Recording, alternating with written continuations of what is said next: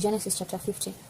Joseph fell on his father's face, wept on him, and kissed him. Joseph commanded his servants, the physicians, to embalm his father, and the physicians embalmed Israel. 40 days were used for him, for that is how many days it takes to embalm. The Egyptians wept for Israel for 70 days. When the days of weeping for him were past, Joseph spoke to Pharaoh's staff, saying, If now I have found favor in your eyes, please speak in the ears of Pharaoh, saying, My father made me swear, saying, Behold, I am dying. Bury me in my grave, which I have dug for myself in the land of Canaan. Now therefore, please let me go up and bury my father, and I will come again.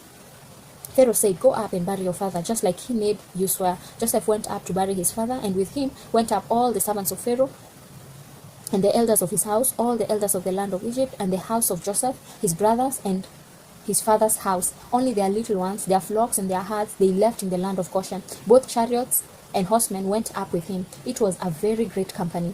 They came to the threshing floor of Atad, which is beyond the Jordan, and there they lamented with a very great and severe lamentation. He mourned for his father 7 days. When the inhabitants of the land, the Canaanites, saw the mourning in the floor of Atad, they said, This is a grievous mourning by the Egyptians. Therefore its name was called Abel Mizraim, which is beyond the Jordan. His sons did to him just as he commanded them, for his sons carried him into the land of Canaan and buried him in the cave of the field of Machpelah, which Abraham bought with the field as a possession for a burial site from Ephron the Hittite near Mamre. Joseph returned into Egypt, he and his brothers, and all that went up with him to bury his fathers after he had buried his father.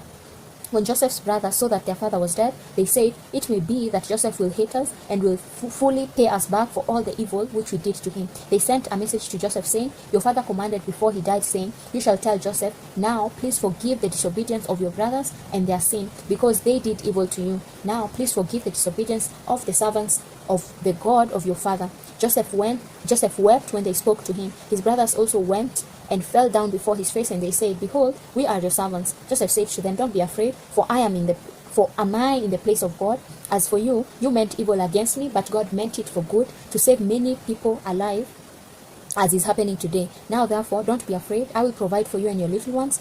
He comforted them and spoke kindly to them. Joseph lived in Egypt, he and his father's house. Joseph lived 110 years. Joseph saw Ephraim's children to the third generation. The children also of Machir, the son of Manasseh, were born to Joseph's knees. Joseph said to his brothers, I am dying, but God will surely visit you and bring you up out of this land to the land which he swore to Abraham, to Isaac, and to Jacob. Joseph took an oath from the children of Israel, saying, God will surely visit you, and you shall carry up my bones from here. So Joseph died, being 110 years old, and they embalmed him, and he was put in a coffin in Egypt.